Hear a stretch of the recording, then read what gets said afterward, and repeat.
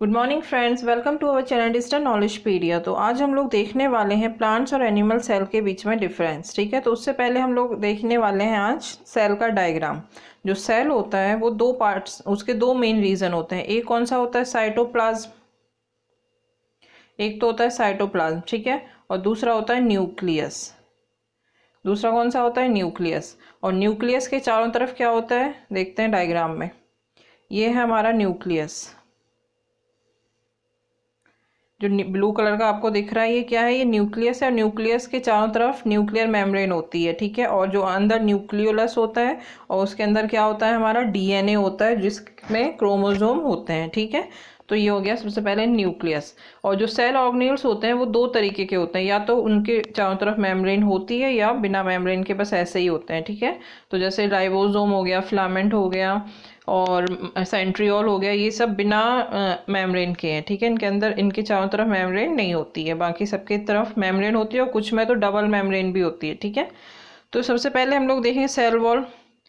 Cell wall किस में पाई जाती है, प्लांट या प्लांट सेल में ही पाई जाती है। एनिमल सेल में सेल वॉल नहीं पाई जाती है, ठीक है। तो ये सबसे आउटर कवरिंग होती है सेल वॉल की। उसके बाद क्या होता है, उसके बाद होगा प्लाज्मा मेम्ब्रेन, या फिर जिसे कहते हैं सेल मेम्ब्रेन, जो कि हमने देखा था इसका फ्लूइड मोसाइक मॉडल, जिससे क्या साबित हुआ था कि ये जो सेल मेम्ब्रेन है ये फॉस्फोलिपिड की बनी हुई होती है। इसमें प्रोटीन भी होता है, ठीक है, प्रोटीन की भी बनी हुई होती है, लिपिड्स की। और फॉस्फोलिपिड और प्रोटीन, सेल मेम्ब्रेन की बात करें, ये जो ग्रीन कलर की है अंदर ये वाली, ठीक है। तो इसमें जो यूकैरियोटिक होते हैं उनकी जो सेल मेम्ब्रेन होती है, इसमें क्या होता है, कोलेस्ट्रॉल भी होता है, ठीक है। तो ये बहुत इंपॉर्टेंट है, यूकैरियोटिक की जो सेल मेम्ब्रेन होती है उसमें कोलेस्ट्रॉल प्रेजेंट होता है। अब देखते हैं नेक्स्ट डायग्राम। हम नेक्स्ट सेल ऑर्गेनेल कौन सा देखेंगे, एंडोप्लाज्मिक रेक्टिकुलम, ठीक है। रफ एंडोप्लाज्मिक रेक्टिकुलम है ये वाले, ठीक है। रफ क्यों है, क्योंकि इनमें राइबोसोम चिपके हुए हैं, अटैच है इसमें राइबोसोम। और इनका मेन फंक्शन क्या होता है एंडोप्लाज्मिक रेक्टिकुलम का, ये प्रोटीन प्रोडक्शन के लिए रिस्पॉन्सिबल होते हैं, क्योंकि इसमें रफ वाले जो होते हैं, क्योंकि इसमें क्या है, राइबोसोम है जो कि प्रोटीन की फैक्ट्री है। तो इसका मेन फंक्शन हो गया प्रोटीन सिंथेसिस और मेटाबॉलिज्म में ट्रांसपोर्ट ऑफ लिपिड। ये जो रफ वाले स्मूथ होते हैं ये क्या करते हैं, ये वाले जो हैं स्मूथ, ये क्या करते हैं, ये लिपिड्स का ट्रांसफ़र करते हैं, लिपिड का प्रोडक्शन होता है इनके में, ठीक है। और दूसरा इनका जो स्मूथ वाला है, इनका और एक मेन इम्पॉर्टेंट काम है डिटॉक्सिफिकेशन। डिटॉक्सिफिकेशन जो कि लीवर सेल में करते हैं, ठीक है। तो इस तरीके से इन दोनों का फंक्शन समझ में आ गया। ये रफ है जिनमें ब्लू ब्लू थोड़ा थोड़ा दिख रहा है वो राइबोसोम है, और ये स्मूथ है जिनमें कुछ भी नहीं है, ठीक है। उनका काम लिपिड का प्रोडक्शन है। उसके बाद हम देखते हैं गोल्गी बॉडी। ये रही हमारी गोल्गी बॉडीज, ये वाली, ठीक है। तो गोल्गी बॉडीज को हम लोग वेयर हाउस भी कह सकते हैं या फिर पोस्ट ऑफिस, ठीक है। क्योंकि यहाँ पे क्या होता है, जो प्रोटीन जो यहाँ पे बनता है वो आके गोल्गी बॉडीज में आ जाता है, ठीक है। और गोल्गी बॉडीज उसे मॉडिफाई करती हैं और फिर पैक करती हैं और फिर देखती हैं कहाँ इस प्रोटीन की ज़रूरत है, वहाँ पे ये उसको ट्रांसफ़र कर देती हैं, ठीक है। तो ये हो गई हमारी गोल्गी बॉडीज। उसके बाद माइटोकॉन्ड्रिया।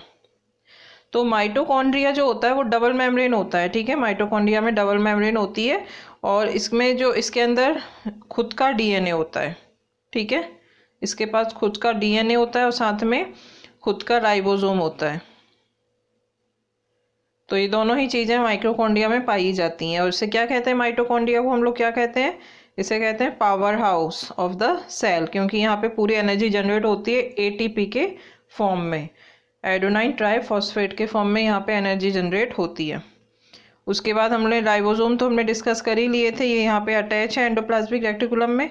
और ये क्या करते हैं, ये प्रोटीन सिंथेसिस करते हैं, ठीक है। पॉलीपेप्टाइड चेन के रूप में ये प्रोटीन सिंथेसिस करते हैं। और इनको क्या कहते हैं, राइबोसोम को कहते हैं cell within cell organelle, ठीक है।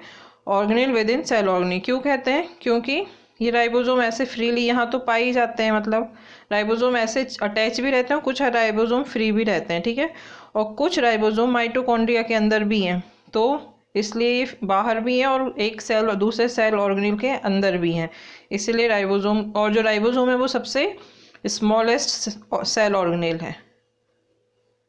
स्मॉलेस्ट सेल ऑर्गेनेल अगर पूछें तो कौन सा है वो, राइबोसोम। और फिर अब देख न्यूक्लियस तो हमने देख लिया, न्यूक्लियस के बाहर ये न्यूक्लियर मेम्ब्रेन है, अंदर न्यूक्लियोलस है, इसमें डीएनए होता है, ठीक है। और इसमें भी डबल मेम्ब्रेन होती है, न्यूक्लियस की भी डबल मेम्ब्रेन होती है। और सेल मेम्ब्रेन हो गया। क्लोरोप्लास्ट, ये रहा क्लोरोप्लास्ट, जो कि प्लांट सेल में ही सिर्फ पाया जाता है, क्लोरोप्लास्ट, जहाँ पे फोटोसिंथेसिस होता है, ठीक है। और लाइजोसोम, ये रहा सेकेंड नंबर पे, देखें लाइजोसोम, ये रहा हमारा लाइजोसोम। लाइजोसोम क्या करता है, जो वेस्ट प्रोडक्ट है, जो भी बचा खुचा होता है, उसको सबको ये डाइजेस्ट कर लेता है, ठीक है। इसको क्या कहते हैं, सुसाइडल बैग कहते हैं। कोई भी सेल अगर मर जाए या फिर कुछ भी हो जाए तो ये उसको सबको डाइजेस्ट कर लेता है, ठीक है। अब ये देखते हैं ये क्या है, वैक्यूल,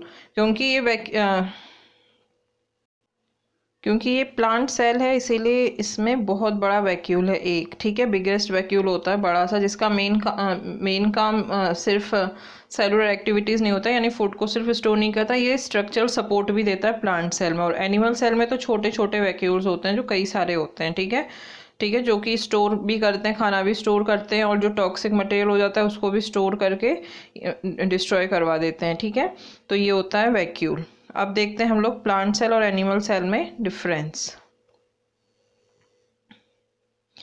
अब देखिए सबसे पहले एनिमल सेल में देखिए, एनिमल सेल में सेल मेम्ब्रेन जो होती है वो दोनों में ही होती है, प्लांट सेल में भी होती है और एनिमल सेल में भी होती है। जो आउटर कवरिंग होती है वो इसकी एनिमल की क्या होती है, सेल मेम्ब्रेन होती है। और अगर सेल वॉल पूछें तो सेल वॉल एनिमल में तो नहीं होती, तो प्लांट सेल की जो आउटर कवरिंग होगी वो कौन सी होगी, सेल वॉल होगी, ठीक है। सबसे बाहर क्या होगी, सेल वॉल होगी प्लांट सेल में। और एनिमल सेल में सबसे बाहर कौन सी होगी, सेल मेम्ब्रेन।